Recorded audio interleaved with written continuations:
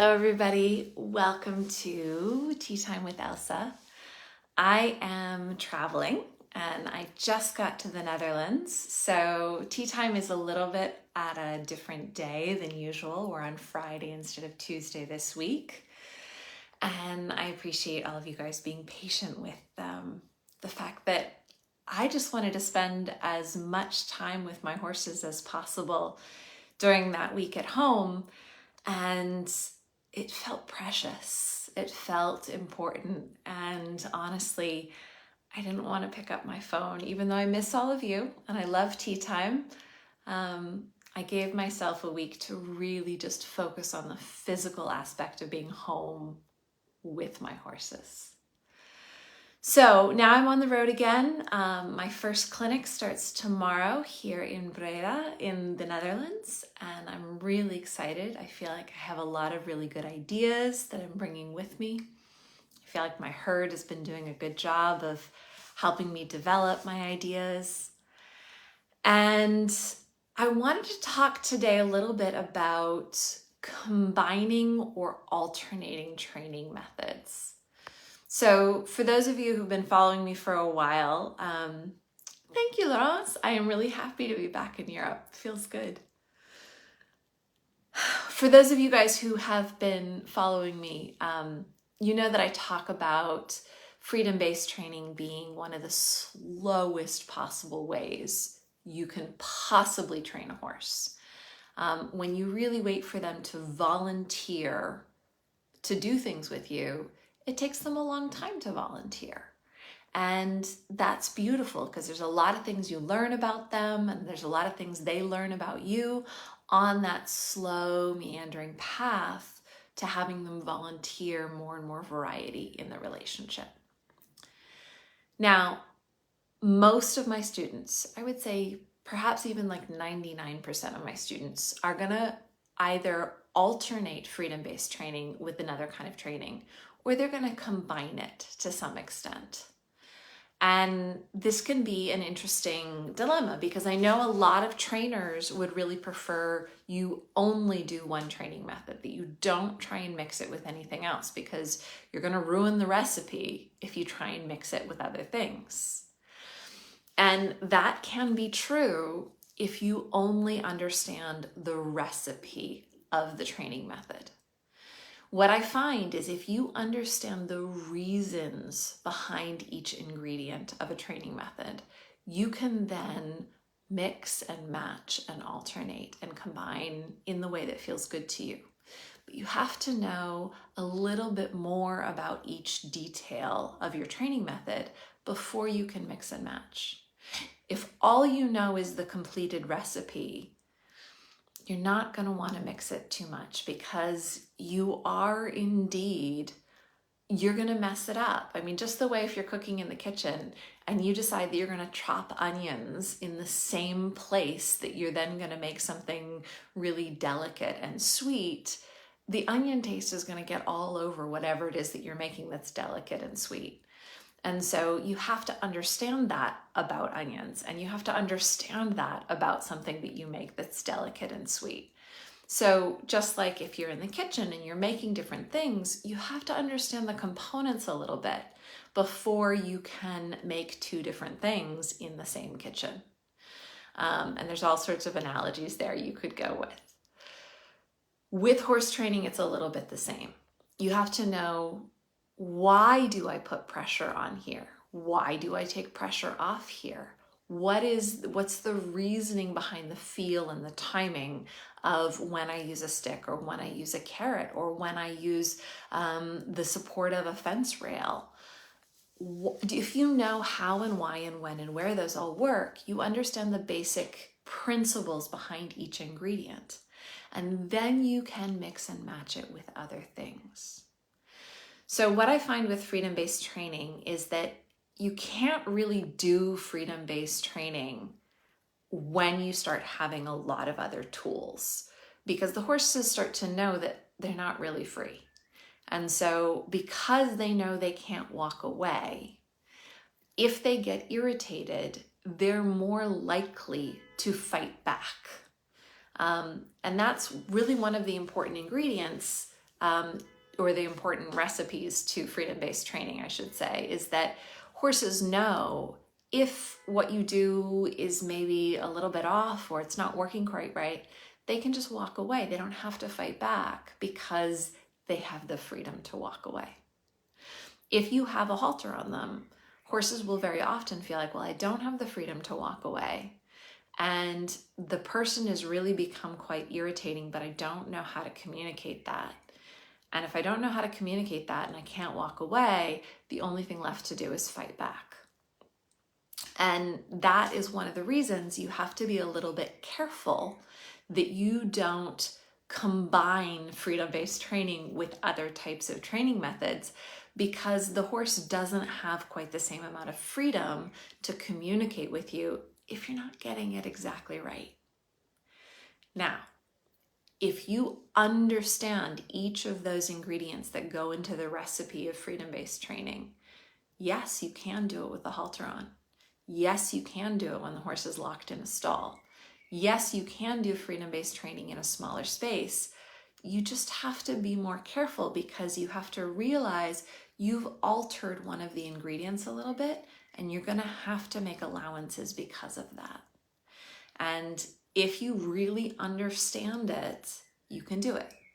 I don't suggest it for a lot of my students that are beginning out because you can get yourself in a tight place where you get bitten or you get kicked or you get some sort of aggression from the horse because you're trying to mix two different recipes without really understanding how all the ingredients work. So what I suggest is I really encourage people to alternate instead of combine, which means at this moment in time, I'm doing freedom-based training where the horse fully has the ability to walk away from me. And I'm not going to try and be in harmony with them until they've really settled enough that harmony feels reasonable to them. And that's usually a better way to practice, where now I'm doing freedom-based training and now I'm doing my other kind of training. And having some sort of division between those, like I'm only going to feed food rewards when they see that I've got this pouch on my belt to hold the food rewards. So they know this is a time when food rewards are going to happen. Doesn't mean that's the thing you have to do, but it's a little bit like when you're cooking in the kitchen, you're going to switch your cutting boards between cutting onions and cutting something that would be really badly affected by the taste of onions. We like onions, we like other things, but you can't mix them. And so being able to have some definitive alternation between your types of training is really going to help you maintain the value of one recipe versus another recipe. So I really encourage people to alternate instead of combine, except if you really understand all the pieces of the ingredients, then you can start to combine. And that's where the artistry comes in. That's where it gets really fun. You can take a little bit from this training method and a little bit from that training method. And if it goes badly, you know you didn't really understand the ingredients well enough to combine them that way. So the reason I bring this up is I'm just working right now on editing my Friday video, which is all about the mule and the donkey that I just got back on Sandwich Island, not here in the Netherlands. I have been working with them for the last week, and I've left them with my friend Emma. Emma's going to continue the work while I'm away. And we are playing with combining some food rewards in with some freedom-based training ideas. It's a little bit tricky, but it's kind of fun for us to play with because we understand how the ingredients work. This is not really something I suggest to most people because it's a really good way to get the horses very frustrated if you don't know how it all fits together.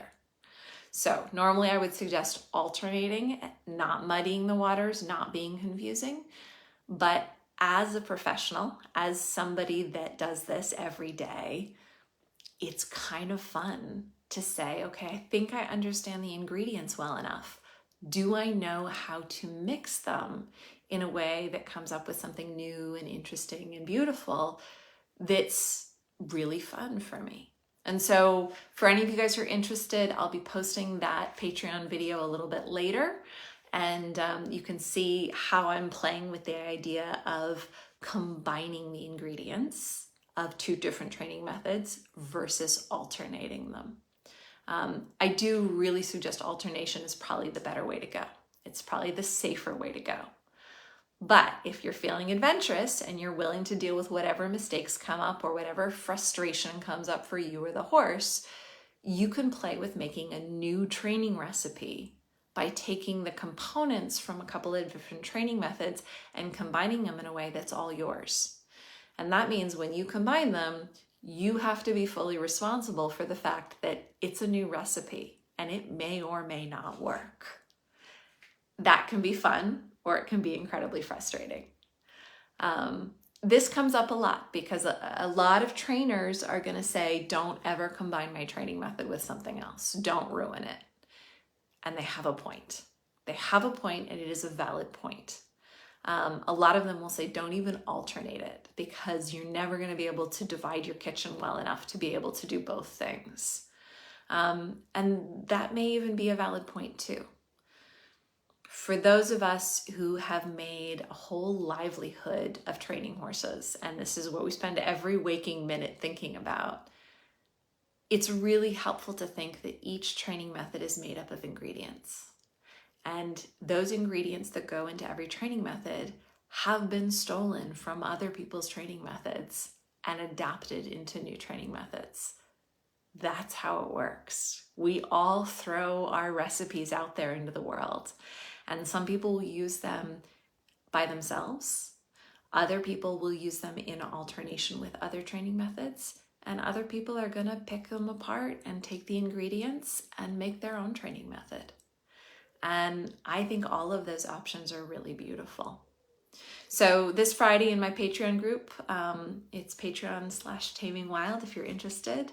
I'm going to go ahead and post this video with my new long ears, the mule and the donkey, about how I'm playing with mixing some ingredients between some food reward training and some freedom-based training. This is not something I usually do, but they're quite shy. And I feel like I have a bit of a time pressure where I really want to get their feet trimmed. I really want to help them adapt to human interaction a lot faster than I might with a truly pure freedom-based training approach. And it's interesting, it's fun, and you guys might enjoy watching it and seeing how it all unfolds. So those are my thoughts today. I will be teaching starting tomorrow. I'm doing a 4-day clinic at Breda here in the Netherlands. And then I'm going to head to Germany for the next clinic and then Poland after that. And then I'll be back home with my own horses for another 3 weeks to deepen my learning and see how the long years have been coming along with Emma while I'm gone. So thank you guys for joining me for tea time.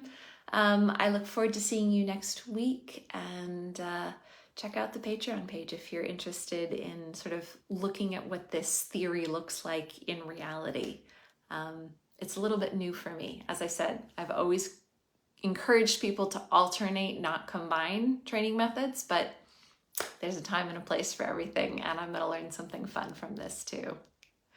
So thank you guys, and I hope you have a wonderful time wherever you are, morning, evening, nighttime, whatever it is for you. And I will see you next Tuesday.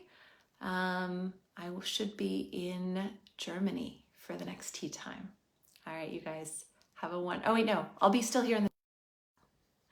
All right, Netherlands for the next one, Germany for the one after that. I think Poland for the one after that. All right, have a wonderful evening. I'll talk to you guys later.